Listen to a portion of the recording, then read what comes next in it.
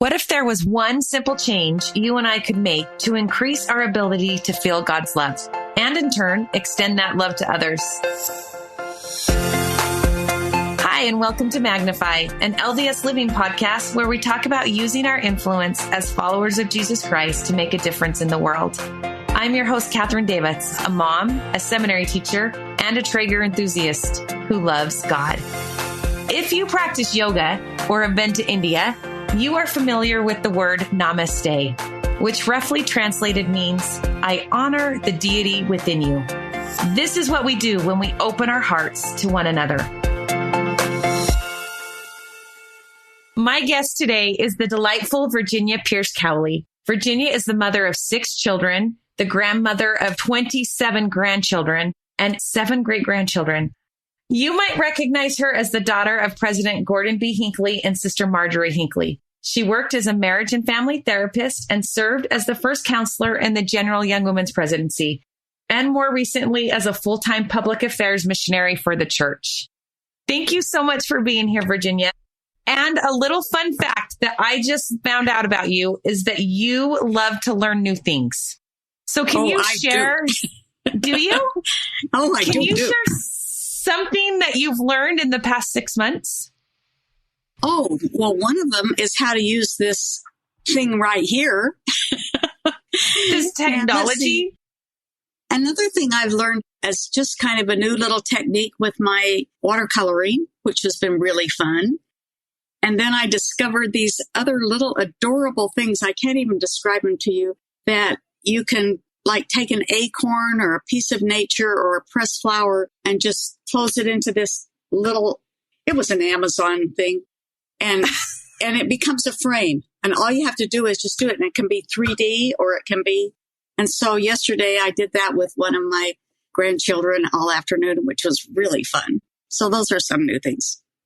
That's so fun. I love that idea of constantly learning. That's awesome. In 2006, you wrote a book based on an experiment by you and some women you were serving with at the time. Can you tell us a little bit about that experiment? We were serving as a Stake Relief Society presidency at the time, and there were, because of some direction from our stake president about needs and whatever, you have the opportunity when you're a Stake Relief Society presidency to spend some time. You're not having to put on a meeting every week. And we had a conference coming up in 6 months. So we were starting to think about that. And we started to hone in on our women and do some interviewing and doing some thinking and learning some things. And we started to feel like the most helpful thing we could do is to help women feel God's love in their life.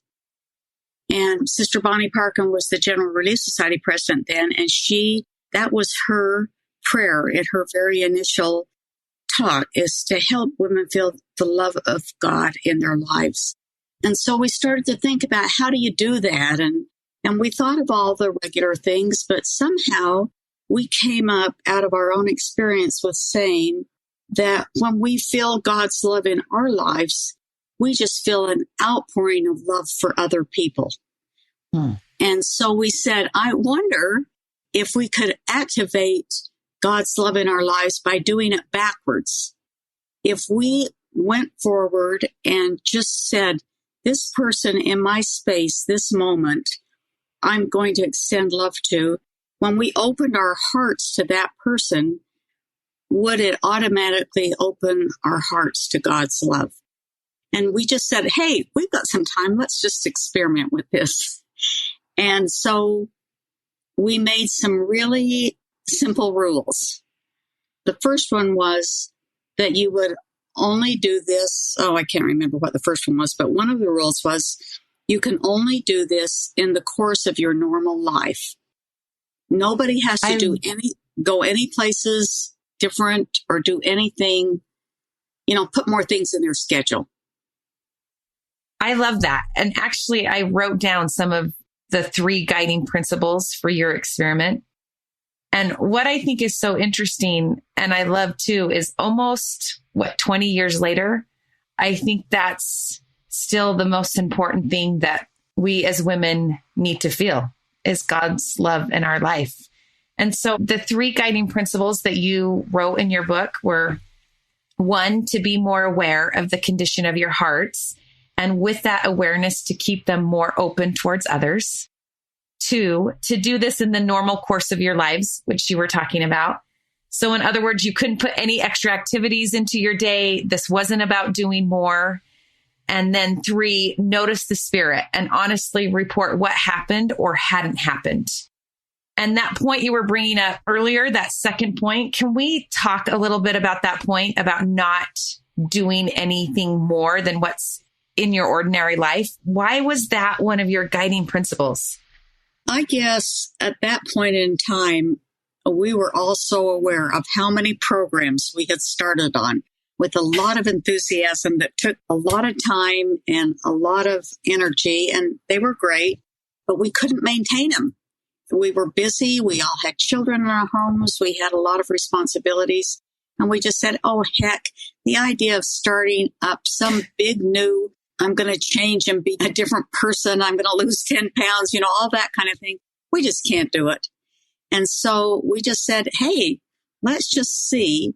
And the other thing we said is we don't even have to do anything differently. All we're going to do is be aware of the condition of our heart. Does it feel closed up? Does it feel tight? Does it feel protected? Or does it feel open to this person in our space? So being aware of your heart, if it's an open versus a closed heart, that was the awareness. Yeah. What are the conditions of an open heart versus a closed heart? How would you describe that? For me, I can almost physically feel it. Like when I sit down with you and I concentrate on you and you're a new person in my thing, I can feel my heart opening up toward you. It's almost physical. I even stand up straighter even. But if you were someone who was threatening to me or that I was tied up with my own thoughts, I could say the same things to you. I could look the same way, but I would take my heart and put it back. It would feel shriveled. I mean, I think it's crazy. And then on the other hand, when I read the scriptures, it talks about a softened heart. They talk about enlarged hearts. They talk about hard hearts. So I just think, I'm not the first person that's thought of it as a physical change in your heart. So That was the awareness. Just try to get aware of the condition of your heart. Yeah. I mean, in 3 Nephi, I think it's 19 verse 33, it talks about, and their hearts were open, so they did understand. And you mention a lot of scriptures in your book where when the heart is open, we can understand more. Yeah, it's hugely different. And well, what happened too is that when we opened our hearts like that to other people, we could not only feel love for other people, we felt God's love for us, which was just like, oh my heavens, this is ridiculous. It's so easy and so effective. Well, and that's why I love that second point is we all start with these great ideas and these great goals. And sometimes we stop doing them. But what you're talking about is easy. It's just in the course of our everyday life. And you said that when you were experimenting with an open heart, it taught you one of your personal red flags is that when you felt like you couldn't attend to somebody because you were too busy, you said an open heart isn't really as much a matter of time as it is a matter of being present, available, and open to whomever is in my physical space at any given moment. Yeah. I think this is really interesting because when you wrote this book in 2006, cell phones weren't as prevalent as they are today. Now it's easy and it's even acceptable to close ourselves off with phones, close ourselves off from family members, from neighbors, from people in our ward. And what have you learned about being present? I think what I've learned about being present is that for me, I mean, this book was in 2006, okay? Yeah. I still have to remind myself every once in a while.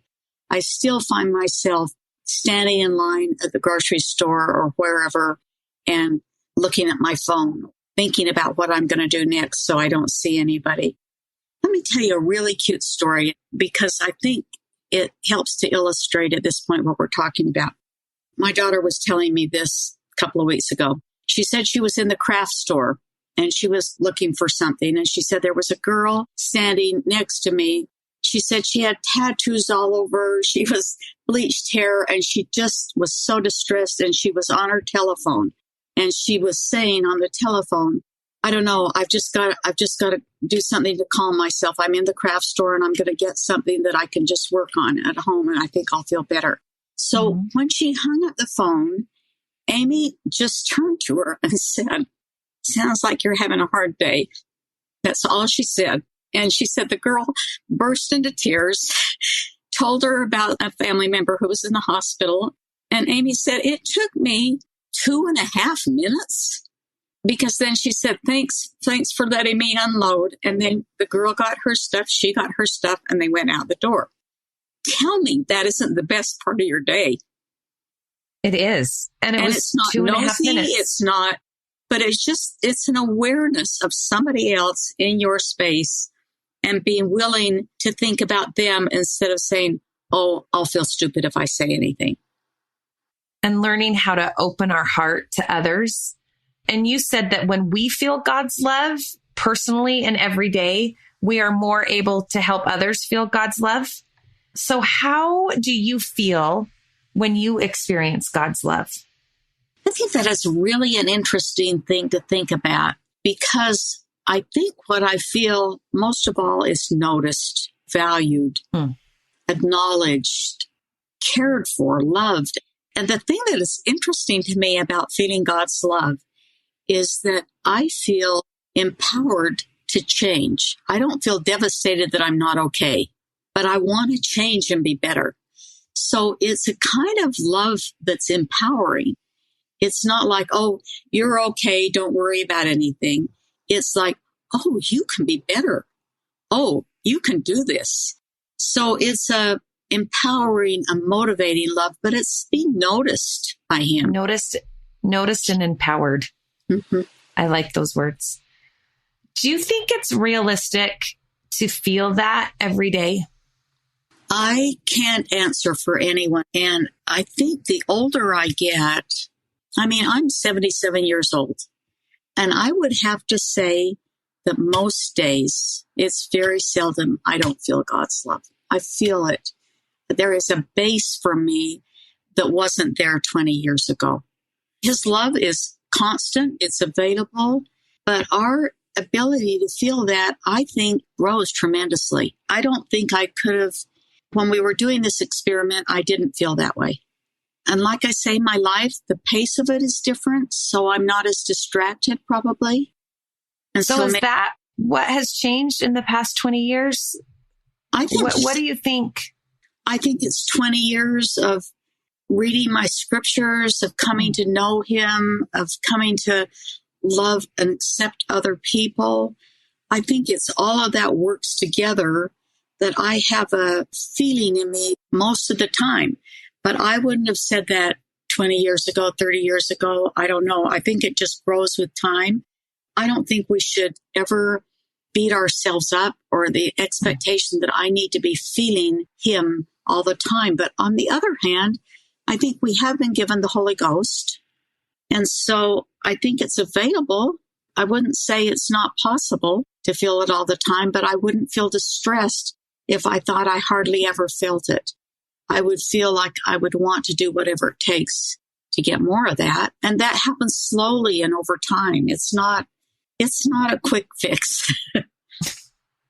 So what are some things that we can do to have that increase slowly? There are all the things that we all know we can do. It's keeping our covenants. It's reading our scriptures. It's prayer. It's spending time in nature. It's all of those things that we're always talked about. But it's also allowing ourselves to be open to it. I had an apple tree in my backyard, and we hardly ever picked the apples because we didn't spray them. And so during the winter, there would still be apples on the tree. And I picked one off the tree one spring, and it was all shriveled up.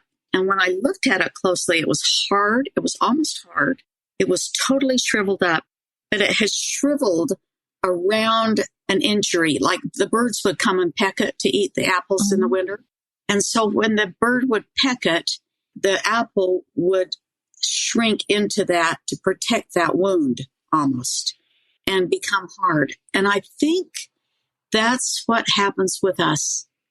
I think when we get wounded by others, I think particularly a spouse or a child or a family member who just repeatedly wounds us, in order to protect yourself, you close up.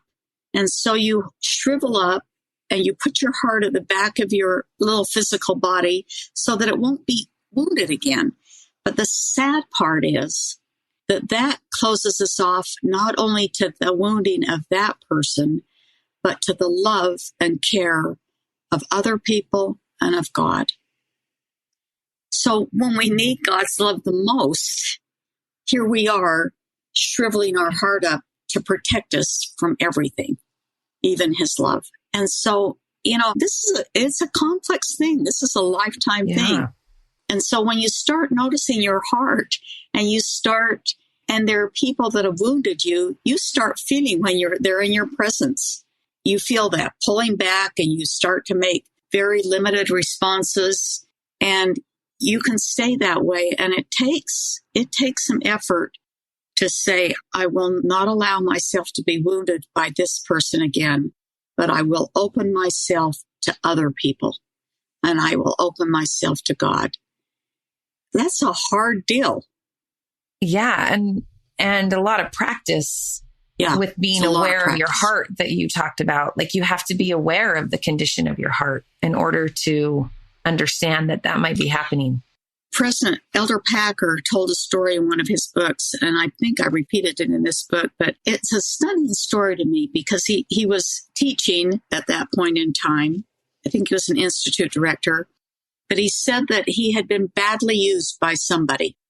And he said, I noticed that I was on guard against everybody because of that experience. And he said, I made a determination that I would trust everyone until they proved me wrong.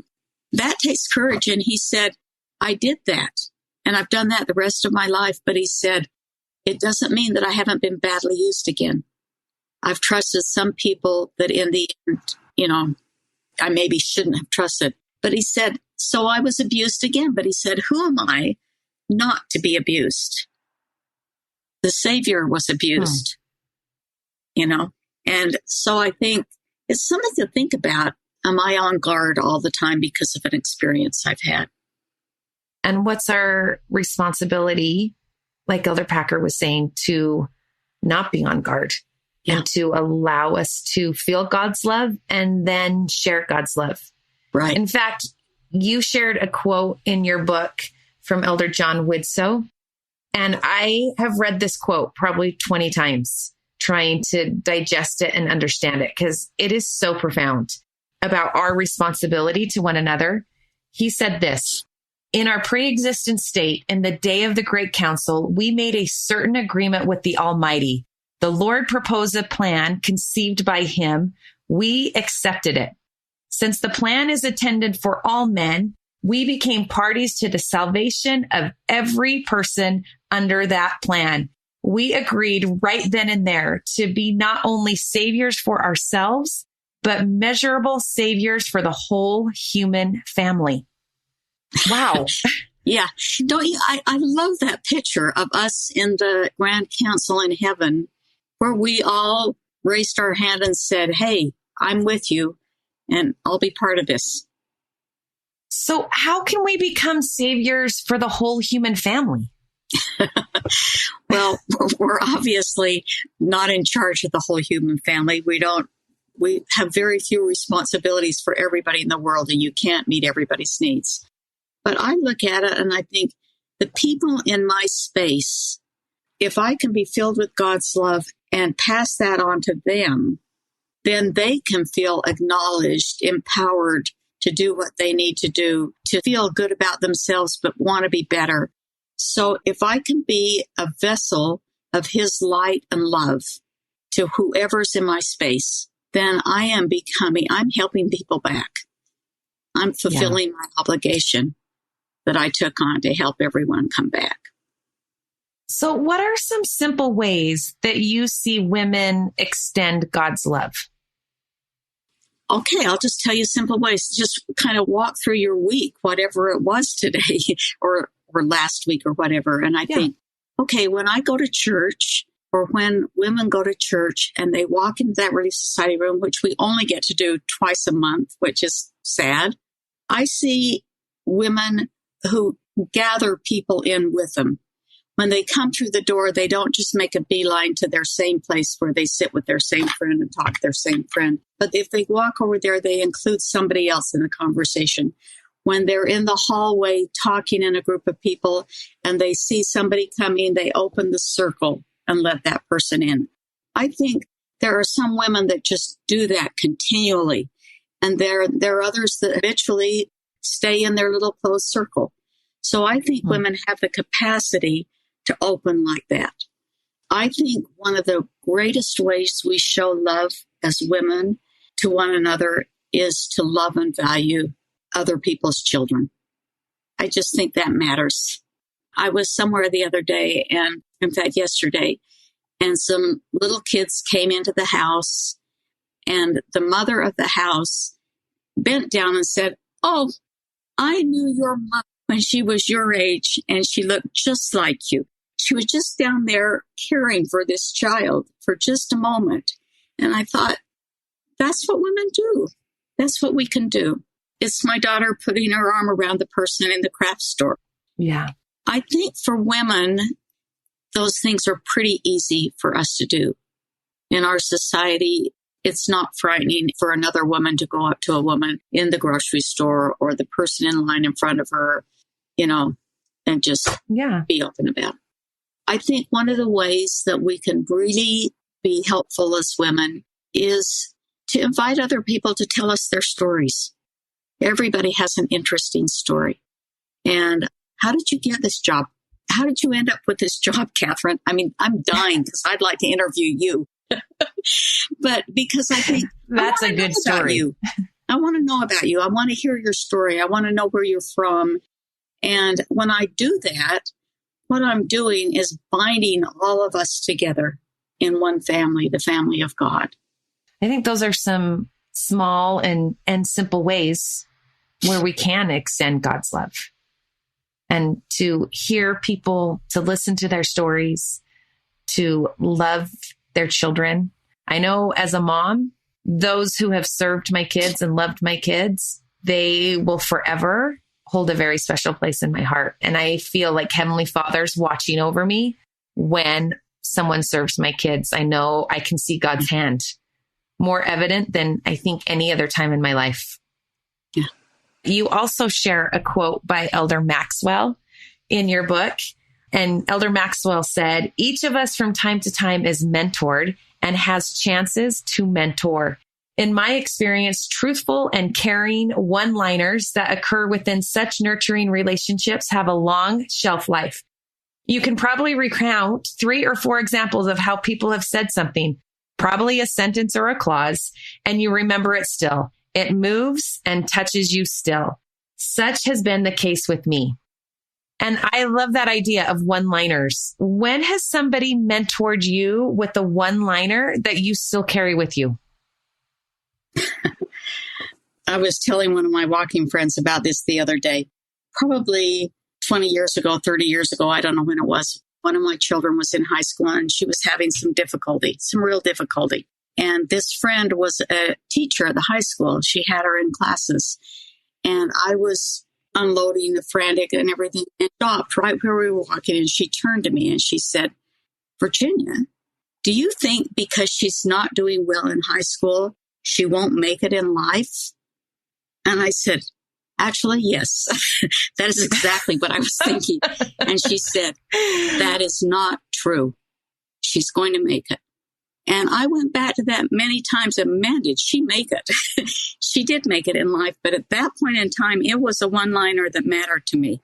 And it echoed in my head many times over the next few months and years even. And when I think about a one-liner like that, it's encouraging. She's going to make it. I'll tell you another one-liner that I think about all the time. And I think I talked about that in this book. She said, I had a friend we were practicing for an Easter program, and she wanted me to be more dramatic than I was being in my reading. I was a reader. And she stopped and she said, Virginia, are you afraid you'll look stupid? And I said, well, actually, yes. I am afraid I will look stupid. And she just started to laugh. She said, let me tell you something. When you're doing something for the Lord, don't ever worry about looking stupid. This is for Him. I think about it all the time. When I have to give a talk and I'm worried about it, I think, wait a minute, I'm doing this for Him. And I think that's so interesting that doing it for Him takes all the pressure away. Doing it for other people that are going to judge me feels pressured, but doing it for Him, there's no pressure. When I read that, I kind of went back and thought of all the one-liners that I have held on to. And you're right. They're all encouraging. They are all built. Yeah. And maybe it's easier to give a one-liner than we think. I hadn't thought about that. You're right. We can do that. Somebody's saying to you in a hard time, you can do this. You're going to make it. That's the kind of one-liner that matters, isn't it? Yeah. And maybe it's such a small offering on our part, but maybe that's something that somebody will hold on to for years to come. I like that idea. Camilla Kimball used to say, never suppress a generous thought. And I like that. Because a lot of times we see something that's really great and we tell somebody else so-and-so was great instead of saying to them, hey, that was great what you did. Yeah. I just think I need to pray for more opportunities and to pray for a heart like His, the title of your book. And so I just want to know, what do you think it means to have a heart like His? I think what it means is to have a heart that is so filled with love that I am willing to do anything for someone else, because that's what He did for us.